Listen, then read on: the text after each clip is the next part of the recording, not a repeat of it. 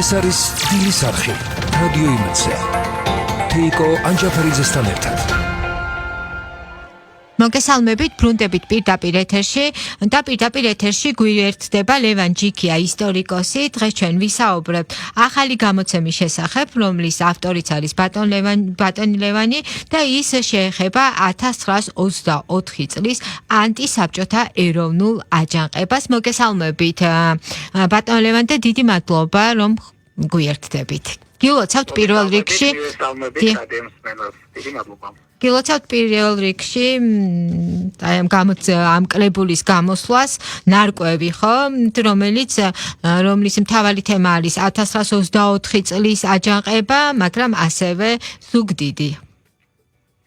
აფინში საუბარი არის კონკრეტულად ზუგდიდის მაზრაზე.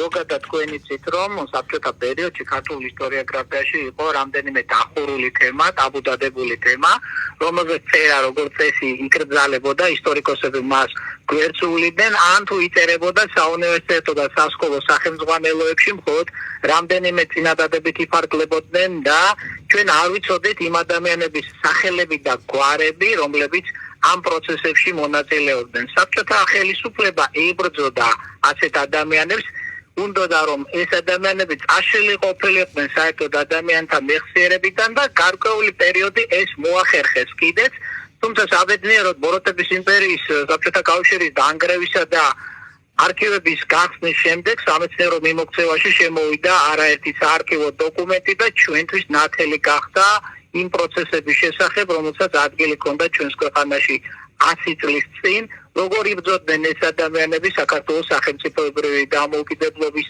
აღსადგენად, თუ კი მანამდე მხოლოდ ქაკუცა ჩოლოხაშვილთან ასოცირდებოდა 1924 წლის აჯანყება, აღმოჩნდა რომ ქაკუცა ჩოლოხაშვილს სულ რაღაც 60 მებრძოლი ყავდა ამ აჯანყების დროს. მთავარი მოვლენები კი განვითარებულა დასავლეთ საქართველოში, სამ რეგიონში, იმერეთში, გურიასა და სამეგრელოში აჯანყება მიიღო საკმაოდ მასიური ხასიათი და აი ამ კონკრეტულ შემთხვევაში ჩვენ ვეხებით ზუგდიდის მაზრაში განვითარებულ მოვლენებს. აქ 1500 ადამიანმა მიიღო აჯანყებაში აქტიური მონაწილეობა, მათ წინასწარ ჰქონდათ გეგმა დასახული, თუ როგორ უნდა დაემარცხებინათ ადგილობრივი საბჭოთა ხელისუფლება და ძალაუფლება აიღოთ ხელში და მათი სამოცანა შეასრულეს. კიდეც თადარიგი დაიჭირეს და მაგალითად ქალაქ ზუგდიდიდან გაიტყვეს მილიციელთა რაზმები, მაგალითად იქ ახლოს მდებარეობდა ეს სოფელი კახათი, რომლის კოოპერატივს განზრახ დაეცნენ და იძულებული გახდა ხელისუფლება მილიციელთა გარკვეული ნაწილი იქით გადაექსავნა. ასევე ერთი პიროვნება მივიდა მილიციელებთან და უთხრა, რომ ყაჩაღების ადგილსამყოფელს აჩვენებდა და შესაბამისად გაიტყუა მილიციელთა გარკვეული ნაწილი და ამათ მათ გაუადვილა სტრატეგიული ობიექტების აღება, როგორც იყო გამასწორებელი სახლი, ანუ იგივე საპატიმრო და იქიდან პოლიტიკური პატიმრები გაათავისუფლეს. ასევე ჩვეულებრივ არ უნდა გაგვიკვირდეს, რომ აჯანყებულებს არ ჰქონდათ სათანადო იარაღი და წამალი, ეს არც არის გასაკვირი და ამიტომ მათ აქცენტი ყველა რეგიონში, სადაც აჯანყება ხდებოდა, გააკეთეს მოწინააღმდეგის არსენალის ხელში ჩაგდებაზე და მეტნაკლებად ეს ამოცანა შეასრულეს კიდეც. აი სამეგრელოში აჯანყებულებს გარდა იმისა, რომ ადგილობრივი ხელისუფლება უნდა დაემარცხებინა და ძალაუფლება უნდა აიღოთ ხელში, მათ ეკისრებოდათ ასევე სხვა ამოცანა ევალებოდათ, ეს იყო აფხაზეთის მიმართულებით გალაშქრება და აფხაზეთის საბჭოთა ხელისუფლების დამარცხება და იქ ძალაუფლების ხელში აღება, თუმცა სამწუხაროდ საქმე აქამდე არ მისულა, რადგან აჯანყების დამარცხებას ჰქონდა რამდენიმე მიზეზი. ერთ-ერთი უმთავრესი მიზეზი ის იყო, რომ საბჭოთა ხელისუფლებას ყველა პოლიტიკურ პარტიაში აგენტ ინფორმატორი ყავდა ჩანერგილი და შესაბამისად მათი მეშვეობით ფლობდა ინფორმაციას თითოეულ პოლიტიკურ პარტიაში მიმდინარე პროცესების შესახებ და აქედან გამომდინარე მათ აჯანყების თარიღიც კი იცოდნენ. ჩვენთვის ცნობილია მაგალითად საქართველოს საგანგებო კომისიის თავმჯდომარის მოადგილის ლავრენტი ბერიას დეპეშა, რომელიც მან გაუგზავნა ამ ორგანიზაციის წარმომადგენლობებს რეგიონებში, სადაც ის წერს, რომ ჩვენთვის ცნობილია, რომ ანტისაბჭოთა ძალები აპირებენ ხელისუფლების წინააღმდეგ აჯანყებას 28-29 ან 30-31 აგვისტოსთვის და ამიტომ მოუწოდებდა ყოფილიყვნენ სიფრთხილით, თუმცა მიუხედავად ამისა, აჯანყებულები თავგანწირვით იბრძოდნენ და მათ საქართველოს ფერიგ რეგიონებში შეძლეს როგორც თქვი ძალაუფლების ხელში აღება, თუმცა საბოლოოდ დამარცხდნენ და აი ამის შემდეგ ხდება უკვე ხელისუფლების მხრიდან ან გარისწორება, პოლიტიკური რეპრესიები, ხელისუფლებამ გამოიყენა სხვადასხვა მეთოდები რეპრესიებისა და მათ შორის ზუგდიდის მაზრაში და სამეგრელოში. ერთ-ერთი მეთოდი ეს იყო გაუსამართლებლად აჯანყებაში მონაწილეების თუ ეჭვმიტანილების დახვრეტა და ასეთი დახვრეტა ქალაქ ზუგდიდშიც მოხდა 40 ადამიანს გამოუტანა ხუთეულმა ასეთი დადგენილება, ისინი გაიყვანეს დადიანების მუზეუმის მიმდებარე ტერიტორიასთან, ისინი თოკებით იყვნენ ერთმანეთზე გადაყოლები და იქ დახვრიტეს, თუმცა 4 ადამიანი შემთხვევით გადაურჩა საკონტროლო ტყვიას, მათ მოახერხეს ხელებიდან თოკის მოხსნა და გაქცევა. ასევე ჩვენთვის ცნობილი არის, რომ დაპატიმრებულები როცა გადაყავდათ ერთი ადგილიდან მეორე ადგილზე, მათ ხვერეთდნენ. და ჩვენთვის ძალიან საინტერესო ამ თვალსაზრისით ქუთაისის ცენტრალურ არქივში დაცული ერთი დოკუმენტი, რომელიც ეკუთვნის დასავლეთ საქართველოს პროკურორ ვირნე გაბონიას, სადაც ის ამ საკითხზე საუბრობს. მე მომდის ინფორმაცია, რომ დაპატიმრებულთა ერთი ადგილიდან მეორე ადგილზე გადაყვანის დროს ხშირია თვითნებური დახვრეტები. ამის საპასუხოდ მეუბნებია, რომ თითქოს დაპატიმრებულთა გაქცევის მცდელობას ჰქონდა ადგილი, მაგრამ შემთხვევები იმდენად მასიურია ეს შემთხვევები, რომ აქ ჩდება გონებრული ეჭვი პირადი შურისძიების შესახებ და ის მართლაც ასე იყო. მაგალითად, ჩვენ ამ წიგნში ვსაუბრობთ, ჩხოროწყუში დააპატიმრეს 15 ადამიანი, რომელიც ზუგდიდის მიმართულებით უნდა წაიყვანათ, მაგრამ ისინი გზაში სადღაც დახვრიტეს და ჩვენთვის დახვრეტის ადგილი უცნობი არის. საქართველოს შინაგან საქმეთა სამინისტროს არქივში ინახება დახვრეტელთა სია, მაგრამ ეს სია ზუსტი არ არის, რადგანაც სხვა დოკუმენტები აი ამ მონაცემებს საერთოს ხდის, რადგანაც თუნდაც ჩემს მიერ დასახელებული ამ 15 ადამიანის დახვრეტის შესახებ, რასაც ახლა ვსაუბრობდი, ეს ადამიანები იმ საერთო-სიაში არ ფიგურირებენ. ასე რომ ჩვენ შეგვიძლია ვთქვათ, რომ დახვრეტელთა ზუსტი რაოდენობა ჯერ კიდევ დასადგენია.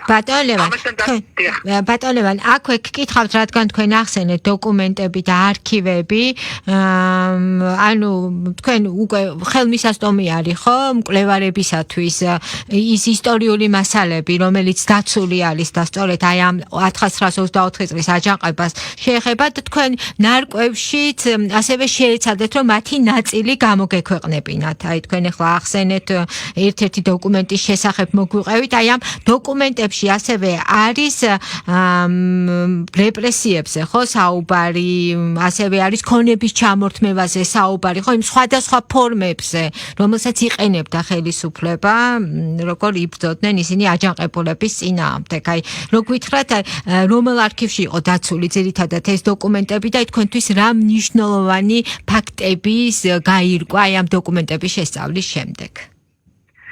დიახ, ჩვენ სპეციალურად შევიტანეთ ამ წიგნში დოკუმენტები, რათა ფაქტო საზოგადოებისთვის უფრო თვალსაჩინო ყოფილიყო ის პროცესები, რომელიც მიმდინარეობდა თუნდაც აჯანყებამდე, აჯანყების დროს და აჯანყების წიგნიც ასე არის, მოდით მოუთხრათ ჩვენ მსმენელებს, რომ წიგნი ზუსტად ამ თანმიმდევრობით არის, ხომ აწყობილი, იმიტომ რომ არის განხილული მდგომარეობა, როგორი იყო აჯანყებამდე, შემდეგ აჯანყების შესახებ და ბოლოს არის დოკუმენტები თავმოყრილი. სტრუქტურულად ასე არის.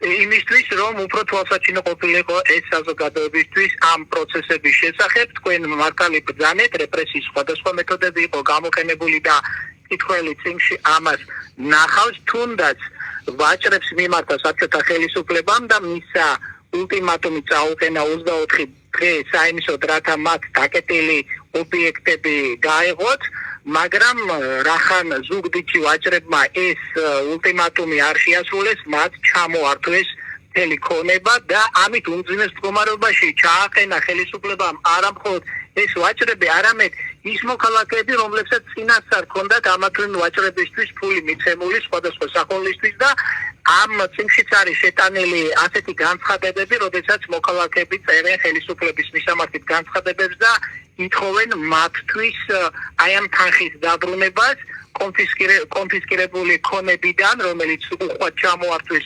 მოსახლეობას, რომ მათ გადაუხადონ ესა თუ ის თანხა. ასევე ჩვენ გვაქვს რეპრესიის ისეთი მეთოდი, როგორიც იყო რუსეთში გადასახლება. ეს ერთ-ერთი უმძიმესი მეთოდი იყო.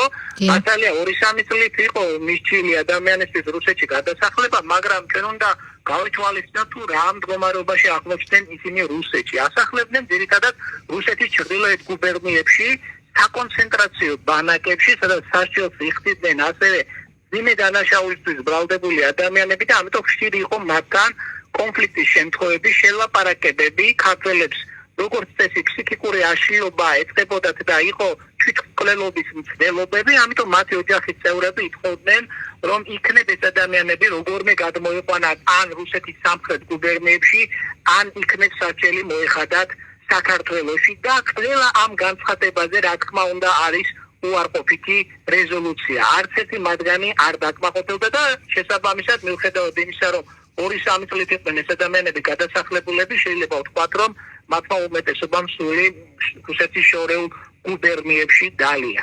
ამის შესახებ გაქვთ დაზუსტებული ვთქვათ პიროვნებების, აი თქვენ ახსენეთ ხო იმ 15 ადამიანის ბედი, რომელიც ვთქვათ დოკუმენტში არ არის ასახული, ხო აი იმ სიაში, რომელიც არსებობს დახვრეტილსა სიაში და ამ ადამიანების ვინაობა ცნობილი არის თუ ჯერ კიდევ სამწუხაროდ ყველა ადამიანის სახელი და გვარი არ ვიცით, რადგანაც დოკუმენტში განცხადება, რომელიც დაწერა ერთ-ერთი დახვრეტილის დამ, იქ მას მოხსენებული აქვს თავისი ძმის სახელი და გვარი და ასევე ის საუბრობს დანარჩენ 14 ადამიანზე, რომლებიც დახვრეტეს მის ძმასთან ერთად, თუმცა ეს იქ მოცემული არ არის. ასე რომ ამ მიმართულებით კიდევ უფრო მეტი დამატებითი კვლევაძიება არის საჭირო, რათა ამ ადამიანების სახელები და გვარები იქნეს მოძიებული და ცნობილი გახდეს ის ფართო საზოგადოებისთვის. ეს კიდევ ერთხელ მიანიშნებს იმაზე, თუ რაოდენ ბევრი არის ჯერ კიდევ გასაკეთებელი მიუხედავად იმისა, რომ არაერთი ნაშრომი არის ამ თვალსაზრისით გამოქვეყნებული და გარკვეულწილად შესწავლილი არის ეს საკითხი. ბატონ ლევან, მოდით კიდევ ერთ დოკუმენტზე მინდა რომ გავამახვილოთ ყურადღება, როდესაც ახლობლები მიმართავდნენ თხოვნით, თქვათ იკონების ჩამორთმევაზე იყო, ხო, საუბარი ესეთი იყო, ერთ-ერთი ღონისძიება, რითაც ისჯებოდნენ არა მხოლოდ გადასახლებით და დაჭერით, რომელიც რა თქმა უნდა ხდებოდა, ასევე მათი ოჯახის წევრები რჩებოდნენ სახლის გარეშე, ხო, შემოსავლის გარეშე, ესეც იყო. ერთ-ერთი ფორმა. ეს ერთ-ერთი უმძიმესი მეთოდი იყო რეპრესიის, დახვრეტილი იყო ოჯახის წევრი და ხელისუფლების შურისძიება იქამდე მიდიოდა, რომ ოჯახის დანარჩენ წევრებს არ ხდებოდა აი ბოლო ლუკმასაც და არ ხდებოდა სახლს. გარდა ამისა, ხელისუფლების მიერ პროვოცირებული გლეხები, ეს დასავლეთ საქართველოში არ დაფიქსირებულა, მაგრამ აღმოსავლეთ საქართველოში იყო, ცალკეულ სოფლებში იკრიბებოდნენ და გამოქონდათ განაჩენი ყოფილი თავადაზნაურობის წარმომადგენლებისთვის, რომ ისინი განედევნათ სოფლიდან და მათთვის წაერთმიათ ქონება. ის გადაწყვეტილება რუსეთში იყო მიღებული და შესაბამისად საბჭოთა ხელისუფლებამ პროვოცირება მოახდინა ამ გლეხების, მათ მიაწოდეს ეს ინფორმაცია და შესაბამისად გლეხებმაც მიმართეს ამ ფორმას და უმძიმესი მდგომარეობა შეიქმნა. არაერთი განცხადება არის დაცული საქართველოს ეროვნულ არქივში, სადაც ის ადამიანები წერენ ხელისუფლების მისამართით განცხადებას, რომ აგვართვეს ყველაფერი, აგვართვეს რაც გვიბადა და დავჭით მხოლოდ იმ კანსაცვლის ამარა, რომელიც გვეცვა, სოფლიდან გამდევნეს, ახლოვდება ზამთარი, არ ვიცით რა ვქნათ, პირველ ეტაპზე თავი შევაფარეთ ნათესავებს, მაგრამ უკვე მათთან ყოფნაც უკვე შეუძლებელი ხდება, დიდხანს ვერ დავჩებით ნათესავებთან, ამიტომ ისინი ითხოვენ მებათვას, რომ იქნებ ხელისუფლება მისცეს უფლება საქართველოს რომელიმე რეგიონში ნორმალურად და მშვიდად ცხოვრების უფლება მათ მისცეს, მაგრამ ამ შემთხვევაში ხელისუფლება თავს იკავებდა, რადგანაც მას სურდა ეს მოვლენა აჯანყების დამარცხება გამოიყენებინა ერთის მხრივ როგორც პოლიტიკური მოწინააღმდეგეების წინააღმდეგ, პოლიტიკური პარტიების წინააღმდეგ, ასევე მისთვის მიუღებელი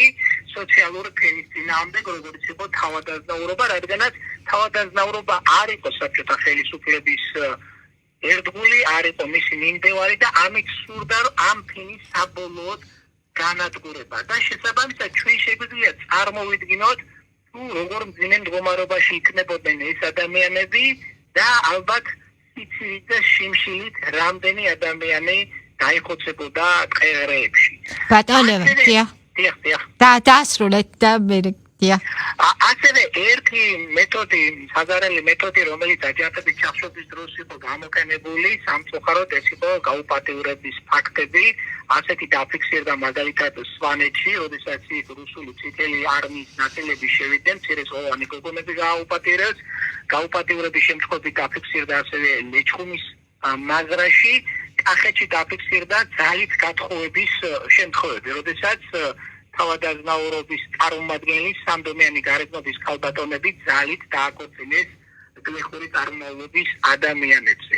ასე რომ მრავალფეროვანი მეთოდები გამოიყენა ხელისუფლებამ საიმისოდ, რათა პოლიტიკური მოწინააღმდეგები გაენადგურებინა და თავისი პოზიციები გაემყარებინა. ბატონო ლევან, ჩვენი საუბრის ბოლოს ვისთვის არის განკუთვნილი კონკრეტულად ეს გამოცემა, გასაგებია დაინტერესებული პირებისთვის, ვისაც აინტერესებს ეს საკითხი, რამდენად დამხმარე იქნება ეს თქვათ სტუდენტებისათვის, ან სასწავლო პროცესისთვის, ან სხვა მკვლევარებისთვის და თუ აპირებთ ამ სერიის გაგრძელებას. ძალიან კარგი კითხვა, მე როგორც აღნიშნე, აუცილებელი არის ამ მიმართულებით კვლევაძიების გაგრძელება, რათა ჩვენ სრულფასოვნად ვიცოდეთ საქართველოს ისტორიისათვის მონაკვეთი და ფართო საზოგადოებისთვის ცნობილი იყოს ის სახელი და გვარები, იმ ადამიანების სახელები და გვარები, რომლებიც იბრძოდნენ საქართველოს სახელმწიფოებრივი დამოუკიდებლობის აღსადგენად და რომლებმაც თავი შეწირეს ამ ბრძოლას, ისინი ამაზე შეგნებულად მიდიოდნენ.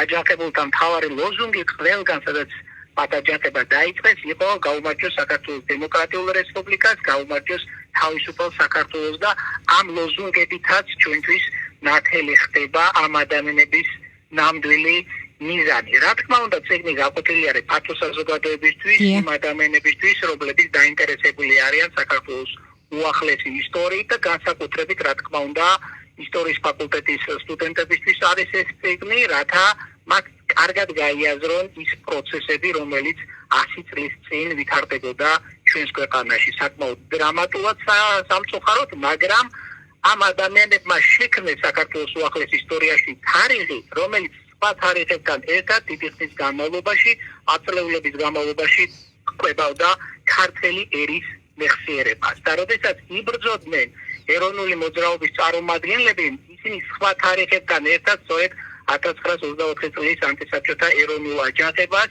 ასახელებდნენ, როგორც საქართველოს სახელმწიფოებრივი დამოუკიდებლობისათვის ბრძოლის ერთ-ერთ თვალსაჩინო მაგალითს. ძალიან დიდი მადლობა, შეგახსენებთ, რომ პირდაპირ ეთერში გვერდებოდა ისტორიკოსი ლევან ჯიქია.